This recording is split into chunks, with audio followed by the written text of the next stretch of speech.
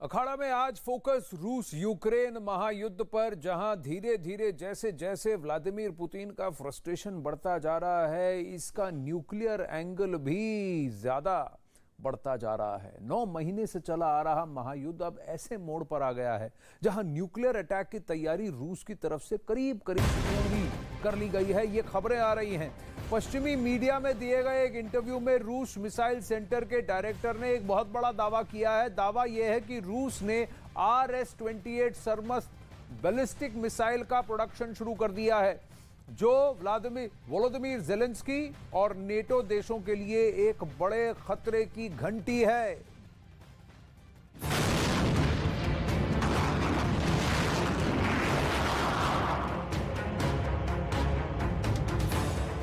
परमाणु प्रहार का काउंटडाउन।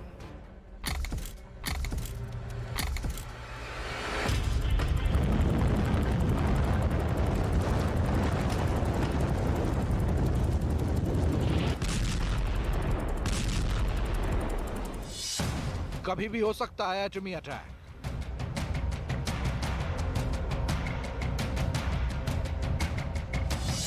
सेना तैयार, प्लान तैयार, रूस के न्यूक्लियर वेपन तैयार।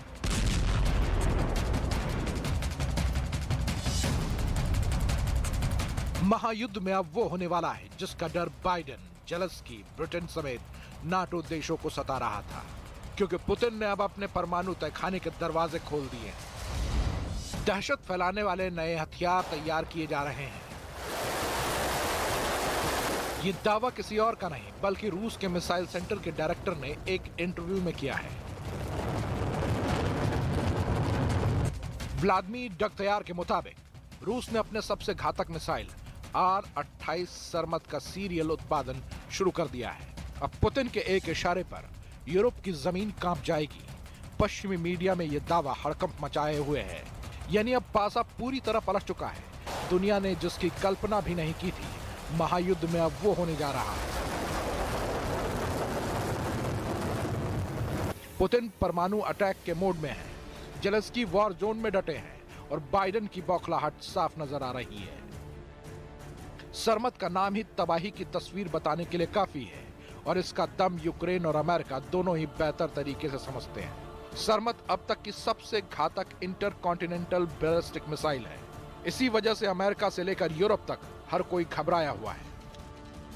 R-28 सरमत, इस मिसाइल की रेंज 18,000 किलोमीटर है, जिसकी जद में दुनिया के सारे बड़े शहर आते हैं। सरमत 25,000 किलोमीटर प्रति घंटे की रफ्तार से टारगेट को तबाह कर सकती है।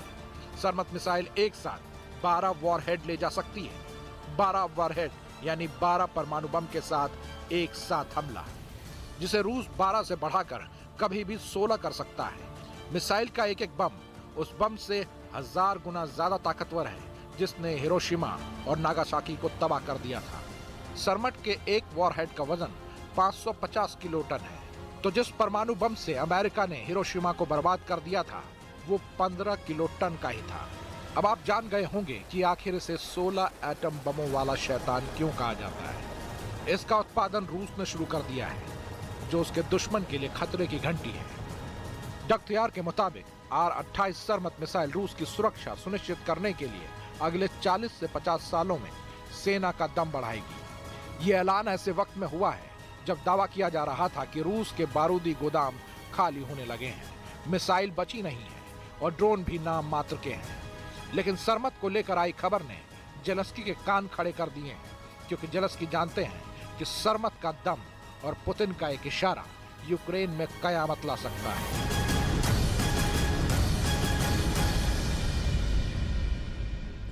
अखाड़ा में इस वक्त बड़ी खबर आ रही है यूक्रेन के खेरसान से, जहां खेरसान पर यूक्रेन के कब्जे के बाद भी यहां पर संकट टला नहीं है।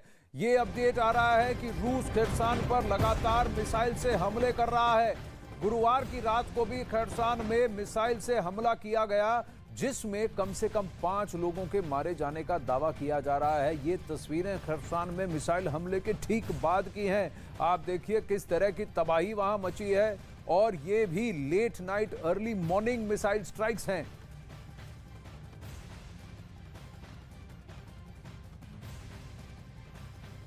तो अपनी सेना यानी इन्फेंट्री को पीछे हटाकर आर्टिलरी और एयर अटैक्स के जरिए इंटेंसिटी बनाए रख रहा है रूस। अब कीव के बाद खैरसान में बड़े हमले का दावा सामने आया है। युद्ध के बीच से जो तस्वीरें सामने आई हैं उसमें मिसाइल अटैक के बाद कई इमारतें धू धू करके जलती हुई दिखी। हमले के बाद चारों तरफ अफरा तफरी का मंजर भी दिखा। बताया जा रहा है कि खैरसान में हुए मिसाइल अटैक में 5 लोगों की मौत भी हो गई है, जबकि इस हमले में 10 लोग घायल भी हुए हैं। इस हमले में यूक्रेन में भारी तबाही का दावा भी किया जा रहा है।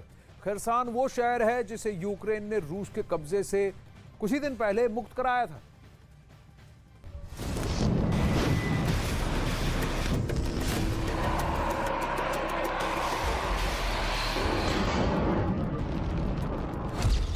यूक्रेन पर गिरा खूनी बारूद।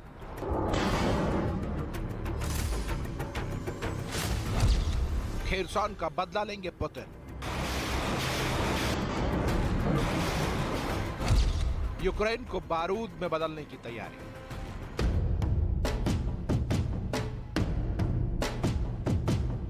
पुतिन शांत नहीं रहने वाले। वो जंग को एक लेवल और ऊपर ले जाएंगे। वो खेरसान में मिली हार से गुस्से में है। यही वजह है कि वो यूक्रेन के हर शहर को बारूद बनाने पर आमादा है। खेरसान में मिली हार के बाद ऐसा लग रहा है कि पुतिन की सेना सदमे में चली गई। ऐसा लगा कि पुतिन की सेना युद्ध में हार मान लेगी, लेकिन रूस की सेना ने पहले कीव पर कई मिसाइल दागकर शहर को बर्बाद कर दिया। दूसरा बड़ा हमला खेरसान में किया।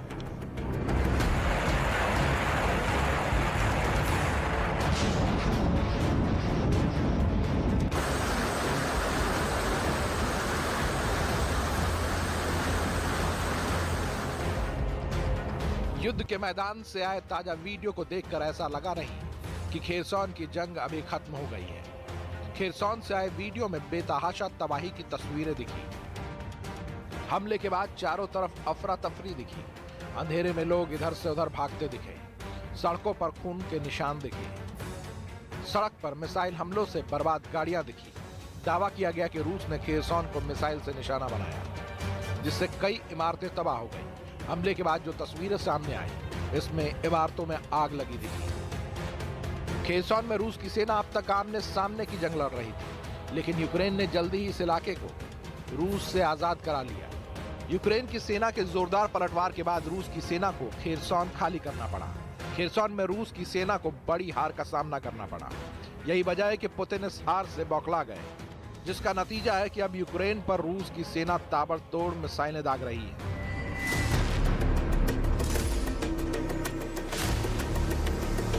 ऐसा लग रहा है कि पुतिन की सेना इस युद्ध को जल्दी से जल्दी खत्म करना चाहती है, क्योंकि 9 महीने से चल रही जंग में रूस युद्ध को किसी निर्णायक मोड़ पर नहीं पहुंचा पाया है। दूसरी वजह यह भी है कि यूक्रेन में अब कड़ाके की ठंड आने वाली है, जिसमें युद्ध लड़ना यूक्रेन और रूस दोनों सेनाओं के लिए बेहद मुश्किल हो जाएगा। यही वजह है कि रूस ठंड से पहले अपने हमलों को बढ़ा रहा है, ताकि यूक्रेन को इतना तबाह कर दे कि उन्हें संभलने का भी मौका ना मिले। और खैरसान को अपने कब्जे में लेने के बावजूद यूक्रेन की मुश्किलें यहां कम नहीं हुई हैं। खैरसान के जिन इलाकों में यूक्रेन का कब्जा हो चुका है, उन इलाकों को चुन चुनकर निशाना बनाया जा रहा है। रूस के हमलों से खैरसान के कई इलाकों में इंफ्रास्ट्रक्चर तबाह हो चुके हैं। सड़कों पर मिसाइलों का टुकड़ा बिखरा हुआ नजर आ रहा है।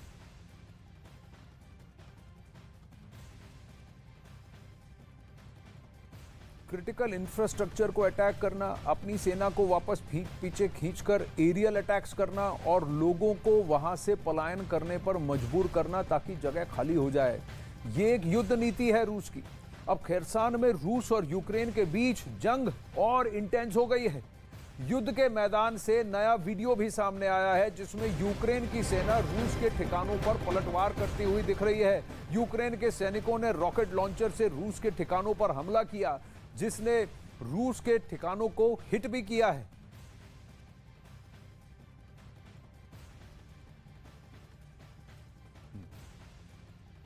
तो आइए देखते हैं। अब आप देख रहे हैं जिस तरह से इस सोल्जर ने अपने आप को ढका हुआ है, ये पूरी तबाही मची है। अब ये सोल्जर्स हैं यूक्रेनी और इन्होंने अपने ये रॉकेट लॉन्चर को लोड करते हुए दिख रहे हैं। लेकिन आप इनकी वेशभूषा देखिए, इनके हाथ में ग्लव्स हैं, इन्होंने मोटी मोटी जैकेट पहनी है, चेहरा छुपाने के साथ साथ ठंड से अपने आप को बचाने के उद्देश्य से अपने आप को ढका हुआ है, नकाब पहने हुए हैं। तो आप सोच सकते हैं कि वहां कितनी ठंड पड़ रही है। अब ये ड्रोन्स हैं, ड्रोन्स के जरिए स्काउट किया जाता है, लोकेट किया जाता है। ये देखिए सैटेलाइट इमेज या ड्रोन इमेज है, ड्रोन इमेज से रूसी ठिकाने को लोकेट करके उसको इसके साथ रॉकेट लॉन्चर के साथ मैप करके एग्जैक्ट एंगल समझकर ये अब यूक्रेनी सैनिक आगे जा रहा है सही पोजीशन पे खड़े होकर। ये ग्रेनेड लॉन्चर अपने शोल्डर पर रखकर फिर इसे फायर कर रहा है उस दिशा में जहां पर ड्रोन ने रूसी ठिकाने को लोकेट किया है।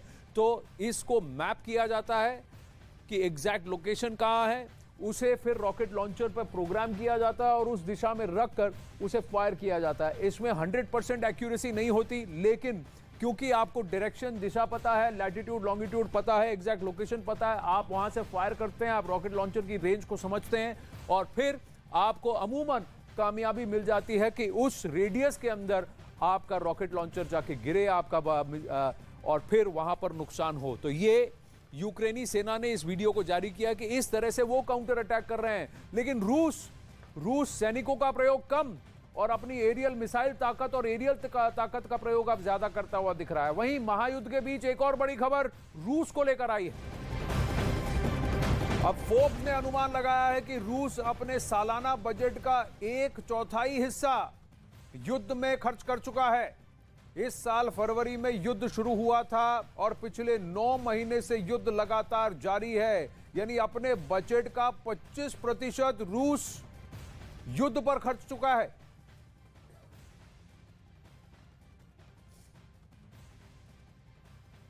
आइए अब आपको दिखाते हैं कि रूस को लेकर फोर्ब्स की रिपोर्ट में क्या दावा किया जा रहा है। इस रिपोर्ट में बताया गया है कि 9 महीने के युद्ध में रूस ने 6,68,000 करोड़ रुपए सिर्फ यूक्रेन युद्ध पर खर्च किए। रिपोर्ट में यह भी दावा किया गया है कि फरवरी से लेकर अब तक रूस ने अपने सालाना बजट का 1/4 हिस्सा युद्ध पर खर्च कर दिया, यानी 25% अपने बजट का सिर्फ युद्ध पर। फोर्ब्स की रिपोर्ट में यह भी दावा है कि रूस युद्ध में हर दिन 10,000 से लेकर 50,000 तक गोला बारूद इस्तेमाल कर रहा है एब्सोल्यूट नंबर्स में, यानी सिर्फ एक गोला दागने पर रूस का 81,000 रुपया खर्च हो रहा है और ऐसे 10,000 से 50,000 गोले हर रोज वो दाग रहा है। आप खुद ही गणित कर लीजिए कि कितना खर्चा एक दिन में हो रहा है, जबकि अब तक 45,000 करोड़ रुपए वो सिर्फ आर्टिलरी के प्रयोग पर कर चुका है।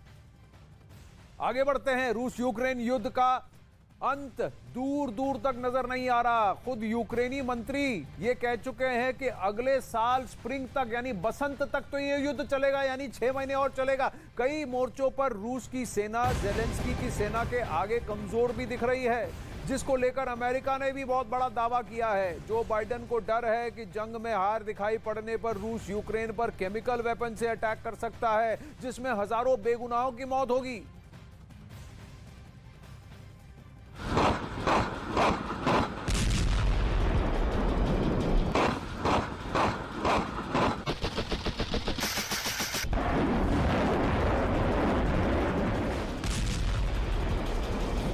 दुनिया में अपने हथियारों का दम दिखाने वाला रूस महायुद्ध में यूक्रेन की युद्ध नीति के आगे कई मोर्चों पर फेल दिखा। रूस के घातक हथियारों का ज़ेलेंस्की के जाबाजों ने डटकर सामना किया। फिर चाहे वो मिसाइलों का जोश हो या ड्रोन का खौफ, यूक्रेन ने हर हथियार का तोड़ निकाल लिया है। रूस की सेना बौखलाई हुई है, तो ऐसे में अमेरिका को एक डर सता रहा है। बाइडेन को डर है कि जंग में हार नजर आने पर रूस यूक्रेन पर केमिकल हथियारों से हमला कर सकता है।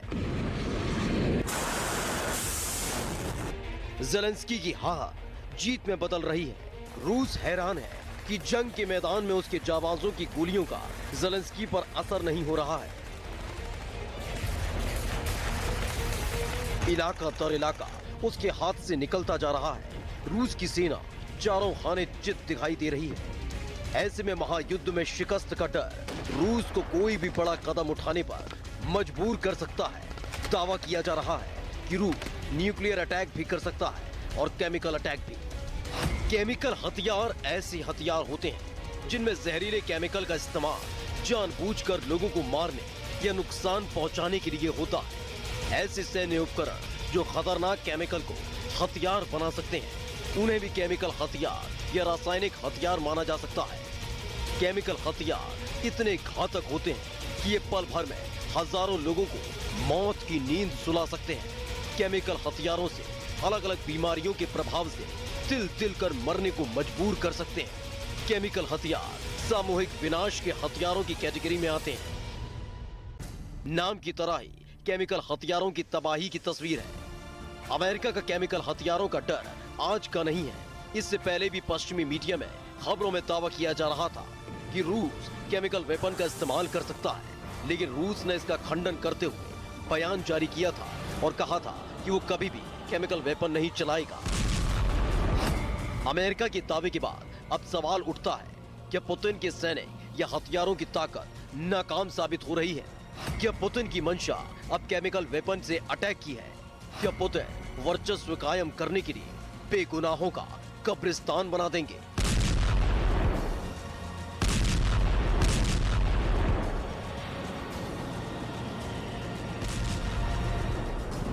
दुनिया का सबसे बड़ा हथियार दहशत है, जिसके पैदा होने पर दुनिया के बड़े बड़े योद्धा कांप उठते हैं।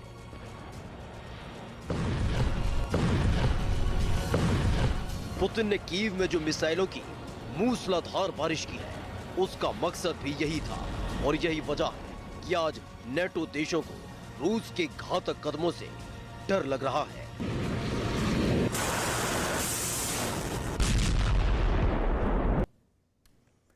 अब कीव पर पुतिन का गुस्सा ऐसे ही नहीं फूटा है। जेलेंस्की बार बार दुनिया को बता रहे हैं कि पुतिन का बारूद खत्म हो गया है। ऐसे में पुतिन ने यूक्रेन की राजधानी पर ही बारूद बरसा दिया। बोलो लो, आपको लगता खत्म हो गया? अभी जखीरा अभी भी हमारे पास है बारूद का। लेकिन सवाल यह है कि व्लादिमीर पुतिन को यह ताकत मिली कहां से है? आपको पुतिन के बेहद ही खुफिया तहखाने में आइए ले चलते हैं। वीडियो ऐसा है कि इसे देखकर जेलेंस्की से लेकर बाइडेन तक घबरा जाएंगे।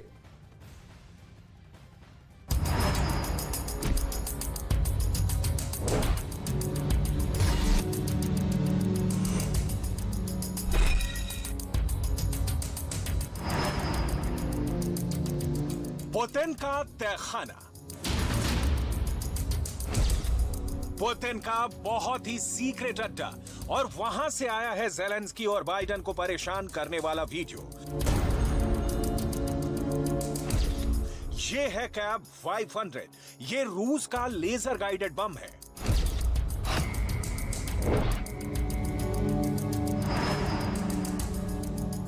ये कैब 250। ये बम सैटेलाइट से गाइड किया जाता है। वजन है 250 किलो।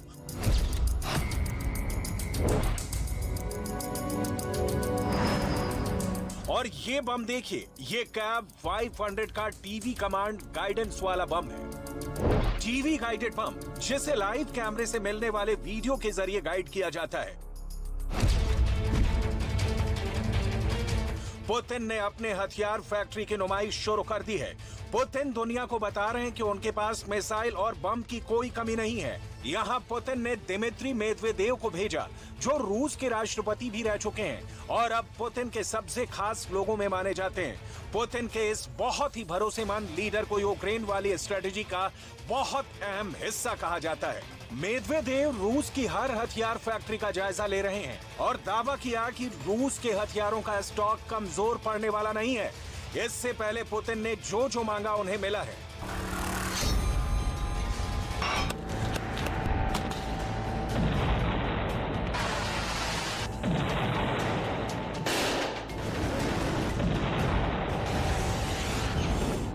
इससे पहले पुतिन ने जो जो मांगा उन्हें मिला है। पुतिन ने जब टैंक मांगा, रूस की सेना को टैंक मिला। पुतिन ने ड्रोन मांगा, रूस की सेना को ड्रोन मिला। पुतिन ने मिसाइल मांगी, रूस की सेना को मिसाइल मिली। पुतिन ने मांगे 3 लाख सैनिक, रूस में फौरन नई भर्ती शुरू हो गई। पुतिन ने जो मांगा है पुतिन को वो मिला है और अब पुतिन की हथियार वाली फैक्ट्री 24/7 काम कर रही है। पुतिन की हथियार फैक्ट्री देखिए, इसमें टैंक भी बन रहा है, इसमें मिसाइल भी तैयार हो रही है, इसमें ड्रोन भी बन रहे हैं और इसमें बम और गोला बारूद भी तैयार हो रहा है। इस फैक्ट्री में एक बड़े मिशन मोड में काम चल रहा है। पुतिन यहाँ जरा भी देरी नहीं चाहते। पुतिन यहाँ हफ्तों के 7 दिन और दिन के 24 घंटे काम करवा रहे हैं। पुतिन की हथियार फैक्ट्री में क्या क्या बन रहा है, कौन कौन से हथियार तैयार हो रहे हैं, इसकी पूरी डिटेल आपको बताएंगे। ये ऐसी डिटेल है जिस पर ज़ेलेंस्की से ज्यादा नजर बाइडेन की है, नाटो देशों की है, क्योंकि यहाँ का प्रोडक्शन रेट तय करेगा कि पुतिन का युद्ध कितने दिन चलेगा। पुतिन इस रेट को 100% वाली गारंटी से बरकरार रखना चाहते हैं। हथियारों का प्रोडक्शन बढ़ा और असलहा तेजी से तैयार हुआ तो पुतिन ज्यादा दिन तक युद्ध कर पाएंगे। हथियारों का प्रोडक्शन थमा और गोला बारूद कम तैयार हुआ तो पुतिन का युद्ध और उनका नाटो के खिलाफ एजेंडा औंधे मुंह गिर जाएगा। पुतिन को अपने हथियारों की फैक्ट्री की पल पल की अपडेट चाहिए। पुतिन की नजर फैक्ट्री के उत्पादन पर है। पुतिन की नजर हथियारों की लॉन्चिंग और उससे थर्राते यूक्रेन के शहरों पर भी है। पुतिन नहीं चाहेंगे कि उनका प्रोडक्शन रेट गिरे। वो नहीं चाहेंगे कि हथियारों की फैक्ट्री खामोश पड़े। पुतिन नहीं चाहेंगे कि यूक्रेन पर उनके हमलों की रफ्तार थमे। पुतिन इस वक्त बहुत गुस्से में है।